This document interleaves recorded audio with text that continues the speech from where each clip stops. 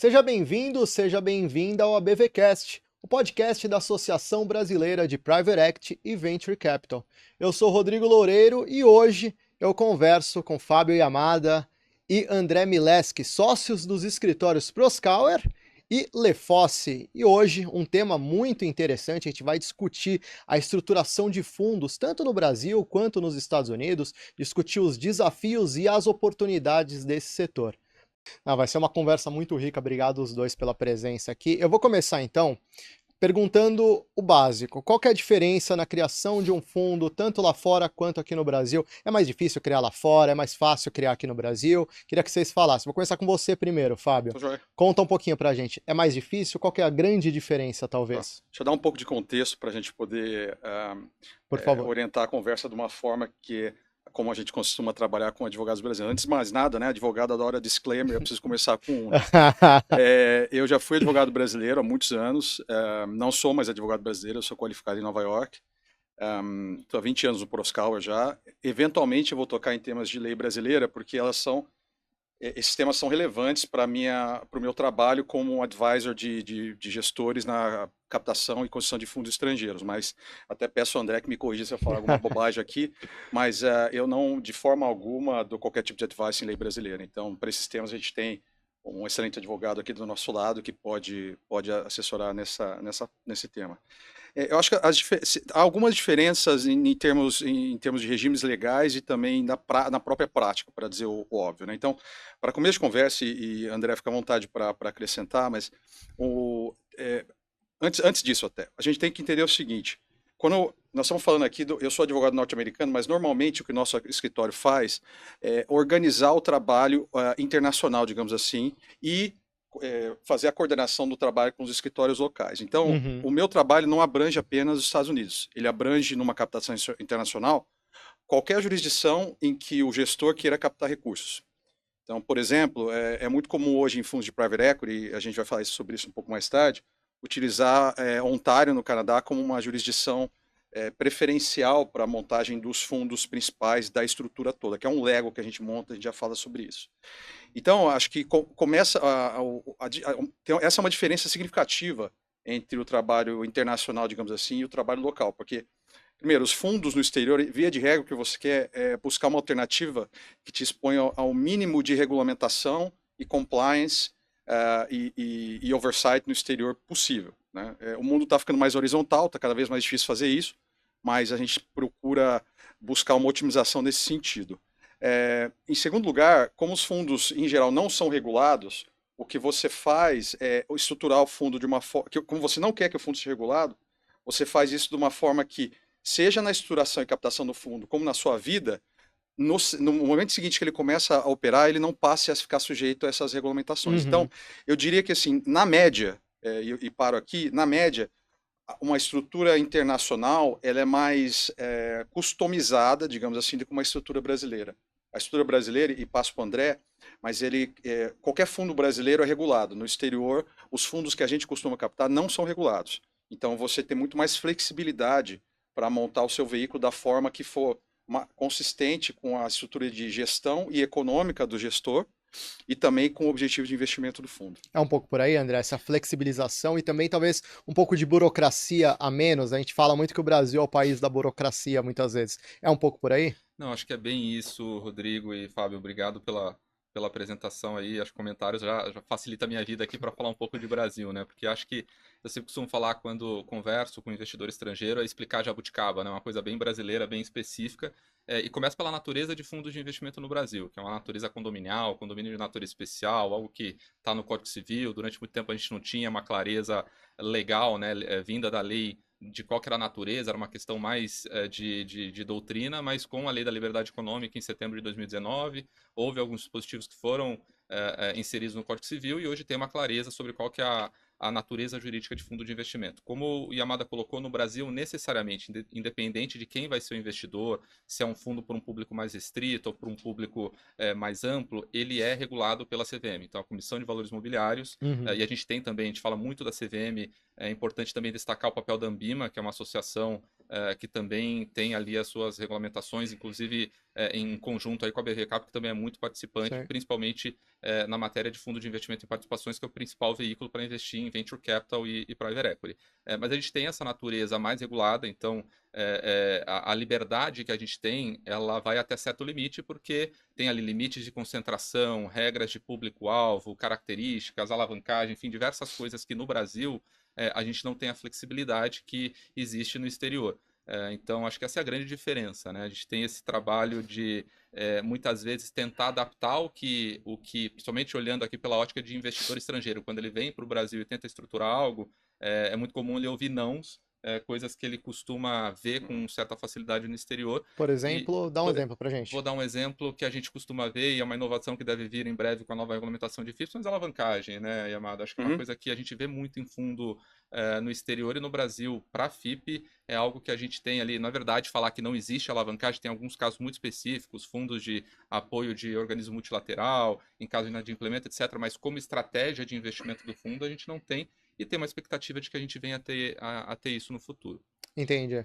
Quer complementar, Fábio? Eu diria, concordo, a questão da alavancagem é relevante. Eu diria que o que a gente chama de tecnologia dos fundos no exterior, principalmente, mudou bastante ao longo dos tempos. Então, hoje em dia, você vê uma flexibilidade maior para alavancagem dos fundos, seja porque, em muitos casos, você precisa de uma agilidade maior para aplicar o capital, que muitas vezes uma chamada de capital não permite. Então, para te dar um exemplo, no fundo internacional, o prazo médio para você, mínimo para você chamar capital é 10 dias úteis, né?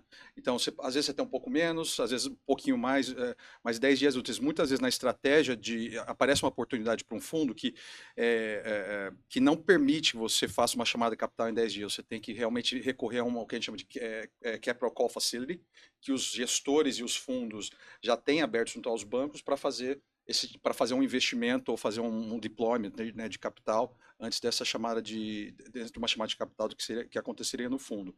Esse é um tema relativamente novo no Brasil. Eu acho que no exterior é bem comum, tá? A Sim. gente está vendo isso chegar aqui. Esse é um exemplo. Voltando aos exemplos que você pediu de diferenças, eu acho que no exterior, como o fundo de investimento nada mais é que uma empresa de investimento, né? Ele não é constituído como um condomínio aqui. Você tem uma série de disposições que são bem particularizados para aquele caso específico. Então, um outro exemplo, que é uma diferença significativa entre Brasil e Estados Unidos, é o que a gente chama aqui de Comitê de Investimento, e lá fora que é o PAC, que é o Limited Partners Advisory Committee. Uhum. Voltando um pouco para a questão jurídica. Qual que é e por que essa distinção é importante, tá? No Brasil é muito comum, principalmente os investidores mais qualificados, os grandes fundos de pensão, que eles muitas vezes querem ter um assento no comitê de investimento, e não só, eles querem que o comitê de investimento muitas vezes tenha um poder decisório sobre muitos temas do fundo ou alguns temas muito específicos. Tá. Por que você não Manter a consegue... autonomia ali pra eles. Eles querem ter alguma ingerência, digamos Tá. assim, dependendo do caso, na administração, na gestão do fundo brasileiro. Seja por questões de política interna do investidor, seja porque a prática desses investidores. No exterior, o que acontece? O gestor, que é o que a gente chama de general partner, ele tem responsabilidade subsidiária ilimitada pelas responsabilidades do fundo. O que isso quer dizer? Vamos dizer, o fundo tá rodando, em algum momento surge uma liability, uma contingência. Se esse fundo não tiver ativos suficientes para satisfazer aquela contingência, o gestor tem que tirar do próprio bolso para poder satisfazer. E os limited partners, os investidores, não vão concordar em desembolsar mais do que eles se comprometeram a desembolsar e, eventualmente, o que eles receberam como distribuição. Então, tem um limite que você faz isso. E aí eu volto para a distinção. Se você tenta implementar uma sistemática semelhante ao Comitê de Investimento do Brasil num fundo estrangeiro, a consequência jurídica disso é que o investidor estrangeiro que passa a ser considerado um general partner também. Entendi. Ou seja, a responsabilidade limitada do investidor sai pela janela.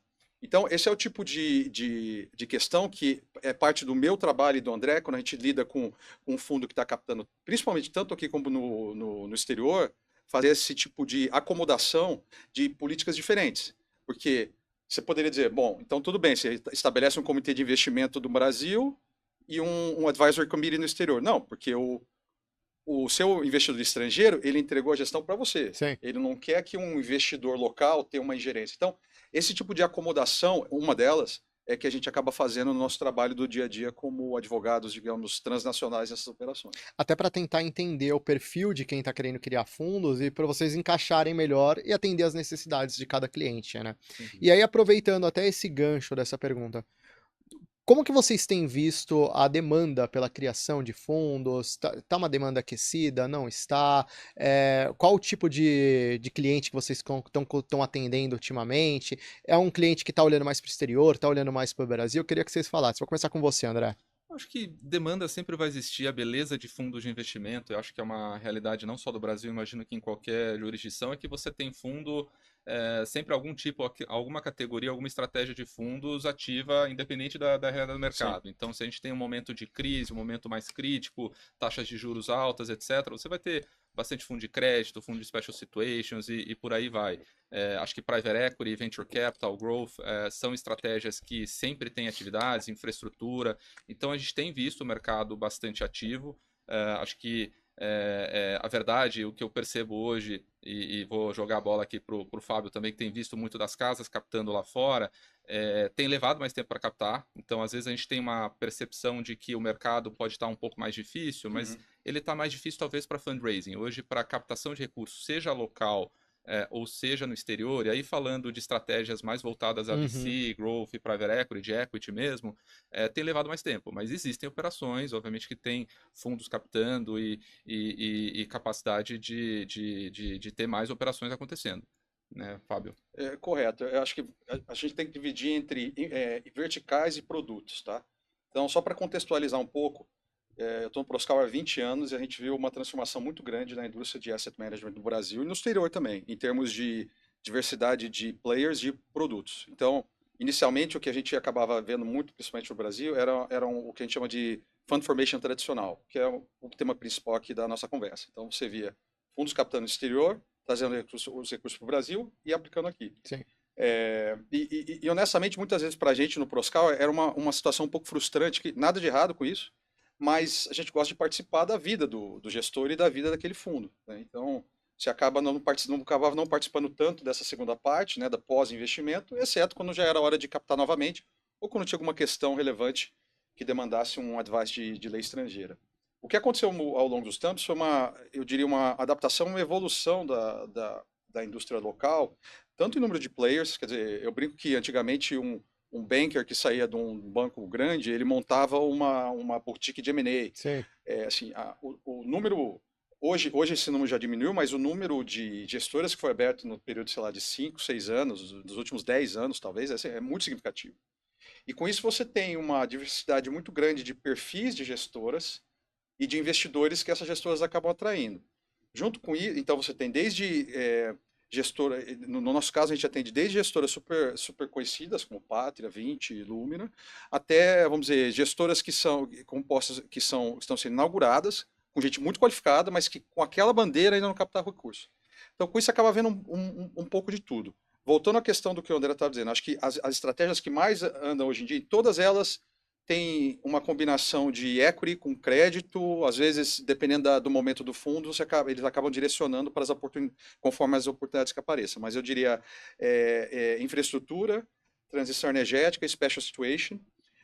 De fato, as estratégias de VC, Growth e Private Equity estão tendo um pouco mais de dificuldade de captar e está levando mais tempo. Então, a gente fez agora, público, por exemplo, a gente captou um fundo de infra para o Pátria, que é o fundo 5 deles, eles captaram próximo de 2 bilhões de dólares, e levou entre 18, um pouco mais de 18 meses, quase 2 anos para você captar um fundo desse, quando no passado, mesmo uma estratégia que atrai muito interesse para uma casa bem conhecida, você captaria isso em, sei lá, 1 ano, no máximo, considerando todos os closings, né?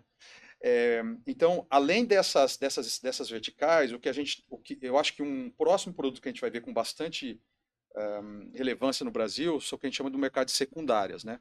Porque se você pensa na vida de um fundo, né? E lembrando que, idealmente, o que você quer é que cada fundo seja dedicado para alguns investimentos específicos com prazo determinado. Sim. Então, na vida no fundo, historicamente, quais eram as saídas possíveis do investimento? Um M&A ou o mercado de capitais. O M&A ou geralmente um estratégico, eventualmente para um financeiro. O mercado que a gente chama de secundários no exterior é super relevante. Você tem uma ideia, e vai parecer número de mentiroso, eu sei, eu admito isso, mas o Proscar, só o Proscar, que é tudo bem, é um dos mais ativos no mercado de secundárias, mas só o Proscar, em mercado secundário, nos últimos 12 meses, a gente fez mais de 430 operações globais, com mais de 100 bi de dólar em valor transacionado. Isso tudo eu ainda não estou vendo no Brasil com essa mesma relevância. E dado o estado do mercado, né, o que você está vendo, assim, o mercado de capitais sofrendo dificuldades e mesmo os players com restrições de liquidez, as secundárias vão ter que acontecer em algum momento aqui. É isso que eu queria te perguntar até, porque a gente está num momento, janela de IPO está fechada, então essa saída para os investidores, por enquanto, a porta está trancada ali com uma barra de ferro na frente. M&As é aquela atividade que depende muito do apetite das empresas, quando você tem uma taxa Selic alta, como é o caso, também dificulta um pouco.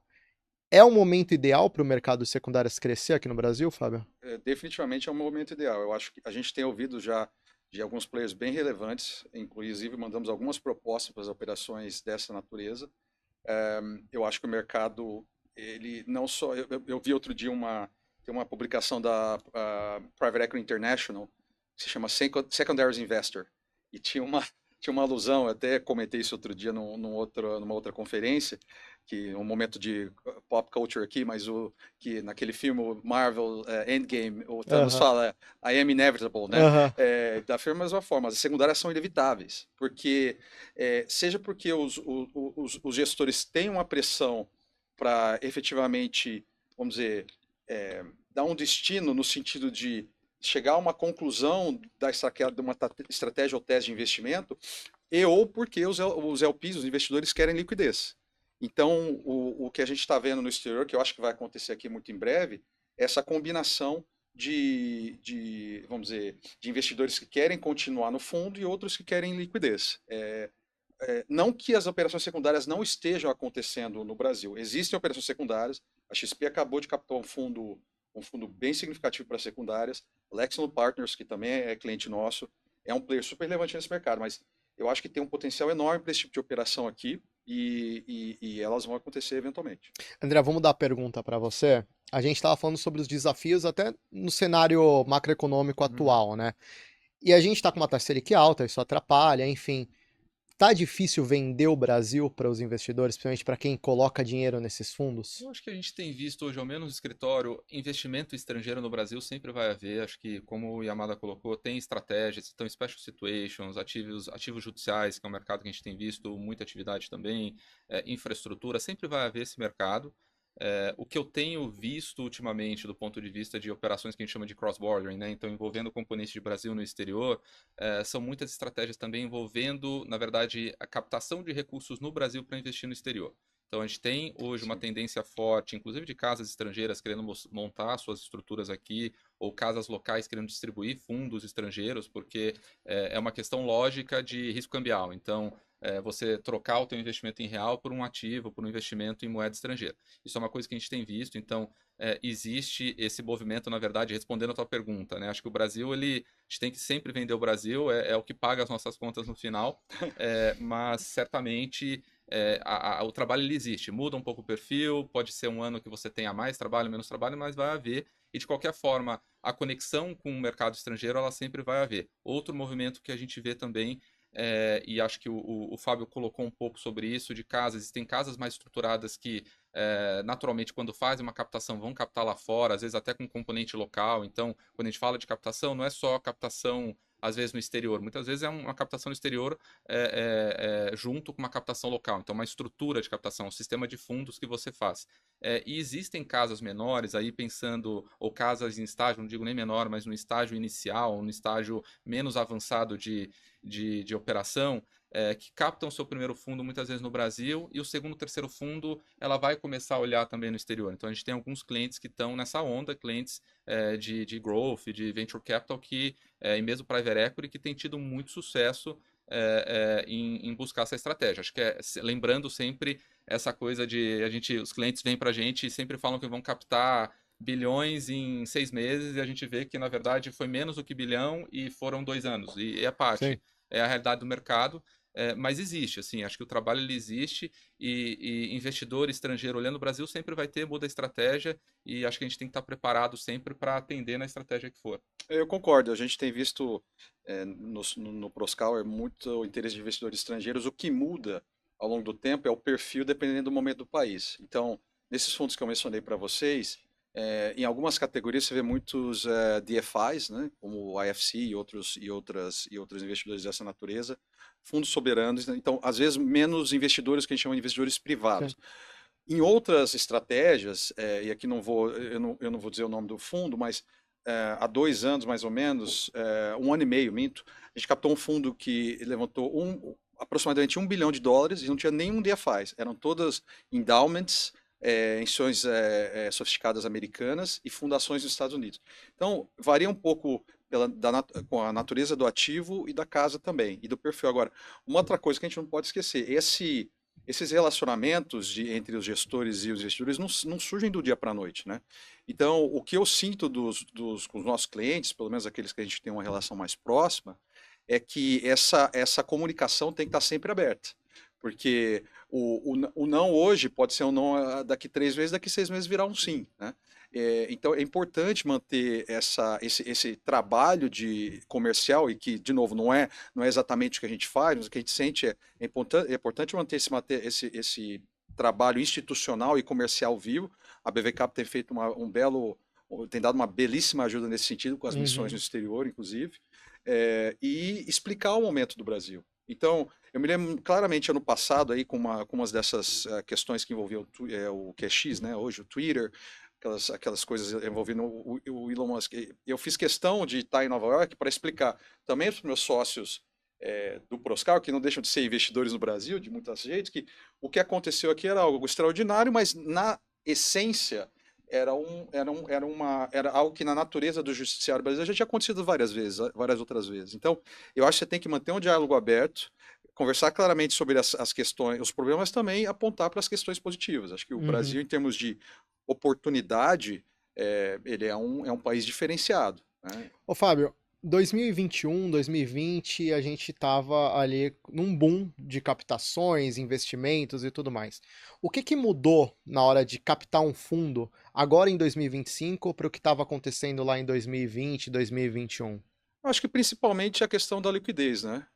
Tinha muito dinheiro circulando no mundo, no Brasil também, as Tá mais taxas. difícil, os investidores estão mais Eu acho olhando com uma lupa, talvez? eu diria que a gente está pegando esse ciclo como exemplo, mas qualquer ciclo semelhante tem a mesma dinâmica. É muito mais fácil captar, para dizer o óbvio, no momento de bonança versus no momento de dificuldade. Eu acho que eu costumo dizer o seguinte para os gestores que estão se aventurando, por assim dizer, nesse mercado a primeira vez. Numa situação de bonança você tem que estar minimamente preparado. Numa situação como hoje você tem que estar muito preparado. E um investidor estrangeiro, ele recebe, sei lá, quantos gestores por ano para apresentar as teses deles. Então, a sua tese pode ser a mais linda possível. Se você não estiver preparado para responder as questões e chegar com material que literalmente possa check the box do que o investidor precisa ver, você tem muitas dificuldades para aprovar aquilo. Então, por exemplo, por exemplo prático, não adianta você ter uma tese linda se você não chegar pelo menos com um term sheet, com um PowerPoint, com uma apresentação do que seu time, os históricos de retorno, ainda que eles sejam limitados, assim, tem que ser uma conversa franca, mas ela tem que ter pautada com uma institucionalidade muito grande. Você tem que passar, você não só tem que ser brilhante, mas tem que passar a impressão que você é brilhante e muito sério em tudo que você faz. A indústria aqui, em geral, é muito boa, mas respondendo a sua pergunta, acho que essa é muito boa e profissional e preparada, mas essa é uma distinção muito grande que a gente percebe entre 20, 21 e agora. E André, vou mudar um pouquinho a pergunta.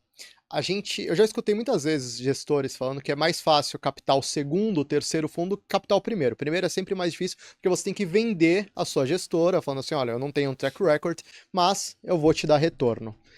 Hoje, nesse momento, que é um momento um pouco mais delicado do que a gente estava vendo em 2021, né? O Fábio falou, são ciclos, hoje a gente está numa parte ruim do ciclo. Como que está a captação para quem quer iniciar o seu primeiro fundo? Como que você vê esse cenário? Quais são os grandes desafios? Eu acho que é mais desafiador, sem dúvidas, porque na linha do que o Fábio colocou, é ter um projeto bem construído, bem consistente para vender, seja no Brasil, seja no exterior. Eu acho que, além disso, assim, olhando mais num viés mais regulatório e legal, mesmo falando aqui como advogado, né, existe e eu costumo dizer isso nos casos que eu já atendi de clientes que estão levantando o seu primeiro fundo, eventualmente saíram de um banco, saíram de uma outra asset e estão estruturando ali o seu projeto. É aquela coisa da gente atuar como advogado, naturalmente, tem uma pedagogia de explicar, às vezes, o que é óbvio para a gente, então tem sempre essa preocupação, e também tem um quê de terapia, muitas vezes, porque sempre tem aquele alinhamento de expectativa, né? Porque o cliente ele espera que seja tudo muito simples, a hora que ele vê que são 300, 400 páginas para revisar, e que também que seja tudo muito rápido. Então, todo mundo chega falando que vai captar em 6 meses, ninguém fala que vai captar em um ano, ou 18 meses, ou 2 anos, ainda mais alguém que está fazendo isso pela primeira vez.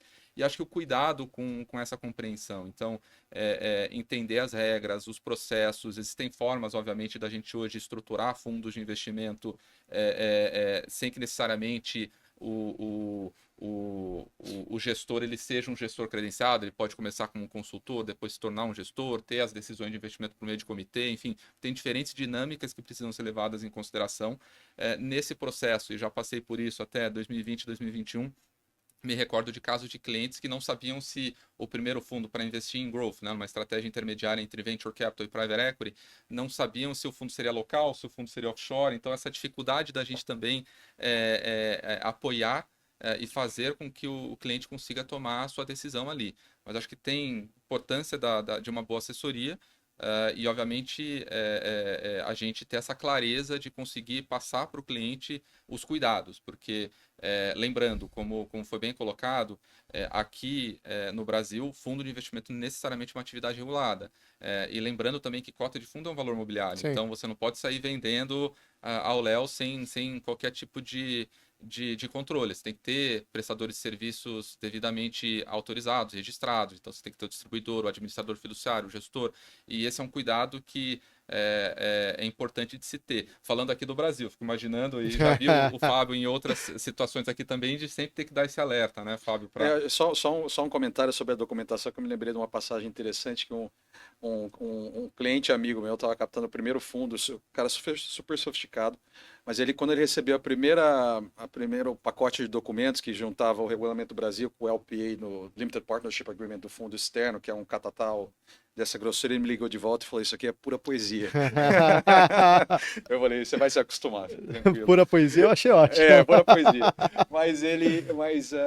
Voltando à questão da questão da estruturação para fundos que estão estreando, acho que só acrescentando, eu concordo com tudo que o André disse, só acrescentando um ponto, eu acho que num mercado como esse, voltando também, pegando o gancho da sua pergunta anterior, o que a gente chama de um LP market, é um mercado que favorece muitos investidores até então, eu acho que o gestor tem que estar mais preparado para vamos dizer, para ser mais flexível em questões comerciais na medida do possível. Então, o que eu costumo dizer é: não perca muito tempo